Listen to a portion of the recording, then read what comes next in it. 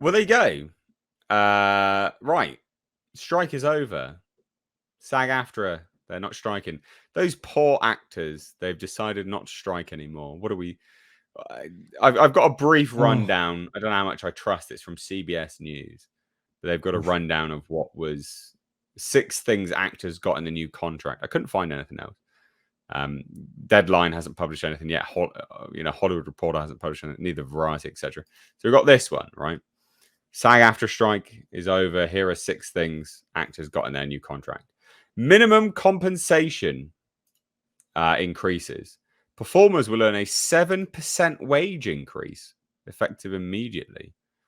That initial pay hike will be followed by a 4% increase on July 1st, 2024, and a 3.5% increase on July 1st. That is a lot. It still doesn't catch them up with inflation, but yeah. Yeah, but barely anyone has with inflation, have they? Oh, I know. It is quite a bit. 7% wage increase. Yeah, saw that coming. The 3.5% is going to be the one that we'll find out whether that caught them up to where they were 5 years Well, no, ago. it's more than 7%. No, it's okay, it's 7%, right? And then another 4. Then another 3.5. It's over 14%. I agree with you, but it doesn't work that way. It's 7% the first year, which does a big jump in trying to catch them up. But then it's only 4% of the next jump. It's not an additional 4% on top of the 7%. It's just 4% of what they've earned, and then it's 3.5% of what they were then earning. So the reason those numbers go down, yeah. So I think it gets them.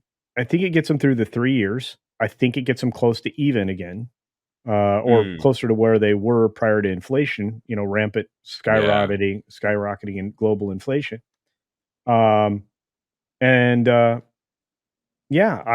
It is what it is. I just well, I like this. Background actors, stand-ins, and photo doubles will immediately earn an 11% wage increase, followed by the same 4% and 3.5% hikes as general performers in 20. That's good. Yeah. A lot of them are going to need about the main actors getting more money. Couldn't give a shit about them. But a lot of those players like that. And those people have been doing without for a very long time, and this might catch them up on their mortgages. So that's a good thing. Yeah. We've got someone else to chime in on this as well. Is Nick? Hey. What do you think about it? How's it going, chap? The strike is over, mate. What do we think about the minimum compensation increases? I haven't seen all the details on this. So what's brand new? Breaking news. Just out. So it is actually just out, yeah. So basically stand-ins minimum rate hike. Well, so main performers will get 7% wage increase effective immediately. Oh yeah, because they need it. That's my thoughts exactly. And then I'll get more. Then next year they get a 4% increase, and then the following year they get a 3.5% increase. But then, that's the no one gives a crap about. But the good thing is stand-in, background actors, photo doubles get an 11% wage increase immediately, with a 4% next year, and then a 3.5% the following year after that. So that's good, I think. Yeah, for the low man on the totem pole, yeah, I'm completely fine with that. But the top performers, man, they should negotiated a pay decrease for those people. And talk to them, been like, hey, all these other people, the sound guys, the stage people, the fill-ins, they weren't striking for the sound guys, were they? They're not involved in this. They're lucky if they got a job to go back to now. Yeah, true.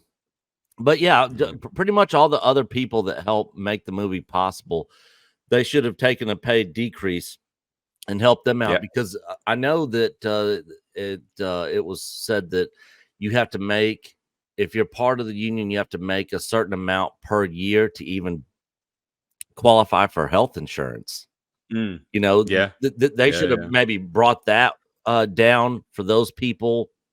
Agreed. So that they could have health insurance. So this seems like it's going to help everybody, but the top performers, I mean, I would not, if I was the studio, I would not have negotiated that. But if it's the only thing that Yeah. was going to make the strike end or whatever, I guess. Agreed. So streaming bonuses, right? So new contract calls for actors to earn a success payment along with the usual residual payments if they work on streaming projects that attract a significant number of viewers. So the success metric is determined by the following formula.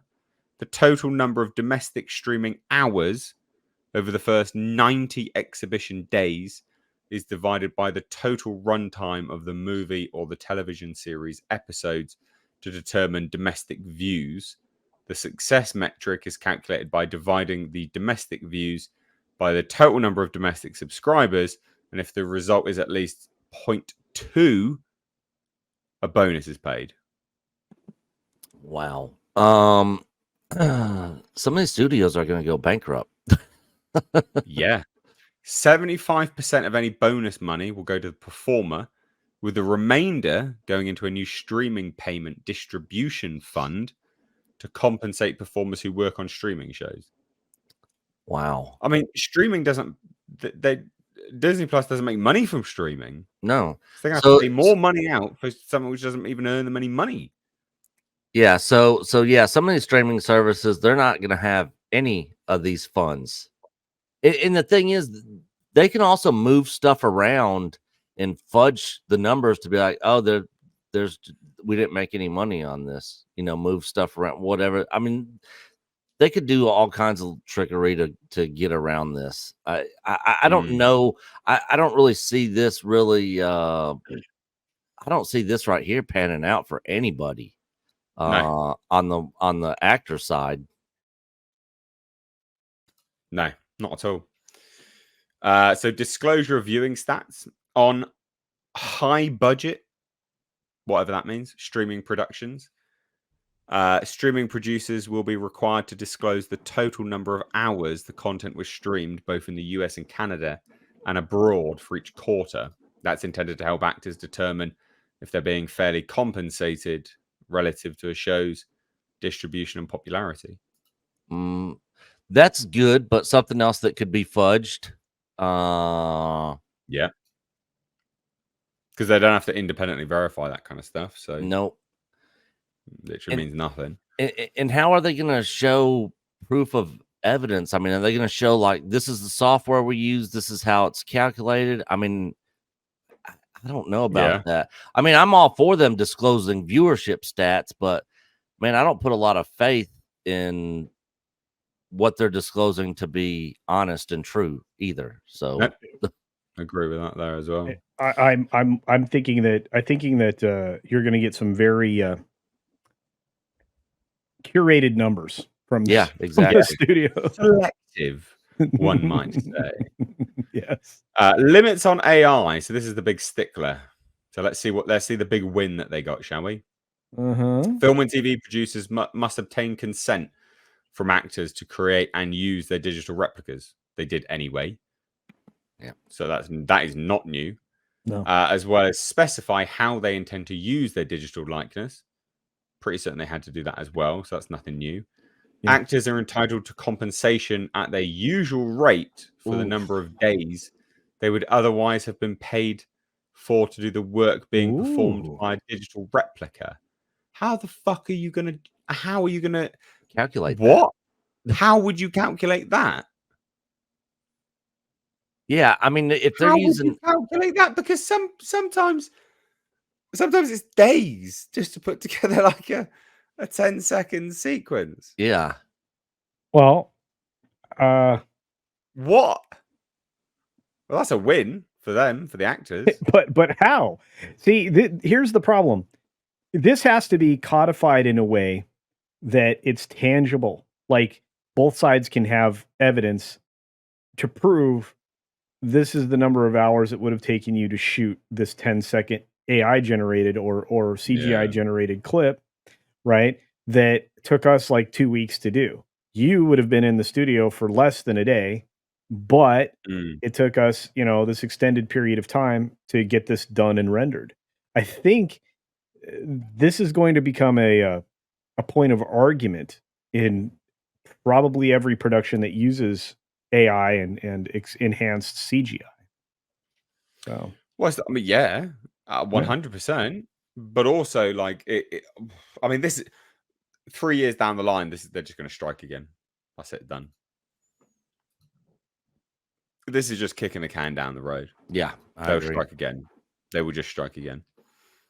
Because they're not going to get what they think they're going to be able to get from this. They think that they're going to be compensated massively from all of this. They're going to get huge sums of cash. They're going to get like a check for $300 and go, what the fuck? So they're absolutely going to strike again. Well, and then they're going to be like, you guys have to be making more money than this on the material that's on your streaming service. And when the streamer shows them, we ain't making jack all. Yeah. You're right. It's not as big a win as they thought. And I said it, the same thing. What you just said, I said about the writer's strike as well. I'm like, you're literally just kicking this down the road. And that's it. Yeah. That's it.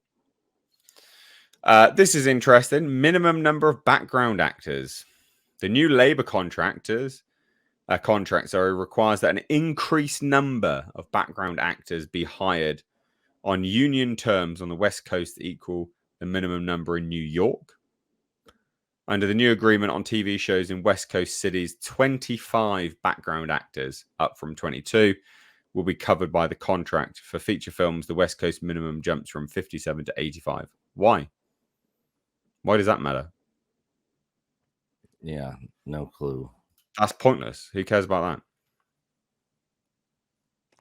Who gives a shit? What a weird thing. Relocation bonuses. Performers in series who have to relocate for work will be entitled to a maximum relocation benefit of up to $5,000 a month for 6 months. A 200% increase on the previous amount. Wow. I mean, they're getting paid anyway. Yeah. So, and normally they're housed as well, by the way. So they're getting a bonus whilst also getting all the benefits anyway. Because they're housed. They'll be given accommodation. I mean, as a film actor will spend up to a year in a rented property free of charge. Along with usually food services of sorts and things. Oh, they don't wipe their own arsehole if they don't want to. Yeah. They'll have little Jimmy D, a production assistant, come wipe their poop hole if they want, for goodness sake. $5,000 a month. Yeah, most companies will like say, all right, what's your moving costs? Like with the moving company, all that sort of stuff. And then they pay them, they basically reimburse them, or just they'll get a receipt and they'll take care of that. There's none of this $5,000 a month for 6 months. It takes you 6 months to relocate. Well, to be fair, if that were all up front, $30,000 is probably about what it would cost you to truck and trailer an entire household. But they're not though. These are just performers in a series. I mean, and they're getting paid anyway. Yeah, exactly. They're getting paid and they're getting relocated anyway. This is a bonus. So my next question is: what if your production goes on the road, to like Hawaii, right? Well, that's a nice vacation. Yeah. You're getting or $5,000 a month, Fiji, or someplace super expensive. I mean, athletes in the NFL don't even get anything like this. When I was in Denver, there was one of the guys that was there on a 1-year contract. He just moved into a rental property that was fully furnished. Yep. He kept his house and everything in his where he lived in the whatever other city he was from, and was literally just living in a furnished rental property. The NFL gave him no money to come and play for the Broncos in Denver. Jesus. That's a little ridiculous, but Well, there you go. The good deal, bad deal overall. I think overall it's a bad deal for the actors. I think they're just kicking the can down the road. I don't think this is going to prove massively beneficial for them. But what do you guys think? There was a lot of bluster and gnashing of teeth and rending of garments for many, many, many months to arrive at a deal that we know will be unsatisfactory in 3 years. Massively Yeah. unsatisfactory. And we'll be doing it again. Yeah, I was actually going to say that earlier. They can't strike again for 3 years, right? Since this deal was made, don't they got to wait 3 years? Yep. And but here's the thing: the board has approved this deal, which is why everybody was celebrating going back to work. It has not, as of this moment, I believe, been ratified by all of the membership yet. That was going to be on Friday, I thought. So I Me think too. it has now, isn't it? I don't know. Past Friday? I thought so. Was it so it was ratified by the membership? Well, I could be wrong. That was what they had initially said. I guess I was wrong then. It's quite possible. I will check. Yeah, I think it's a better deal for the small guy for sure. At least for the pay increase and what they're gonna pay them to relocate and stuff. For the studios, I mean, this is gonna cost them even more money, and if they're losing money, the production costs on a lot of these series, streaming services, shows, movies, whatever, I mean, they're gonna have to bring the cost down. Yeah, big time. Drastically. But the thing is, as well, like then no one's going to get a bonus, so they're just going to strike again. Yeah, because they're not going to get the bonuses that they think that they're going to get when it comes to all of the streaming stuff. Because streaming, they're not hitting big numbers. So yeah, they're kind of screwed with this. I think. I don't think they'll be very happy with it. I think Netflix is Netflix the only one that's making money, or are they not even making money? No, I think Netflix has started turning profit. They hadn't for a really, really long time. Yeah. They just continue because they just keep growing, so they can keep getting investment, basically. But I think that they had started to. I was accurately describing the situation. So the deal's been approved by the board and has been forwarded to the voting members. Voting started today, and it will carry on through the first week of December to ratify the deal. Okay. So we have a tentative agreement. So I was pretty certain of that. I just wanted to double check. So, and as for Netflix profits, in 2022, they did 4.5 billion in profits. Good for them. Yeah. So I mean, they're pretty much the only ones which are profitable. Yeah, they are the only ones that are profitable. I mean, technically, if you cut off Max from Discovery, they were profitable. Yeah, that's the other one that I was going to say was Max.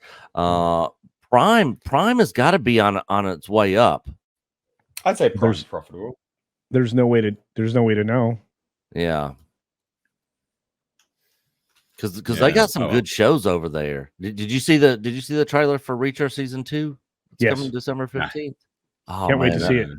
God, that shows. Did you see the first season, Nate? Of Reacher? No. On Prime? It's good. Oh, it's good, man. I'm pretty selective with what I watch now. My time's so limited these days. Yeah. Well, I've got to learn anyway. It's a short series. You're an educated man.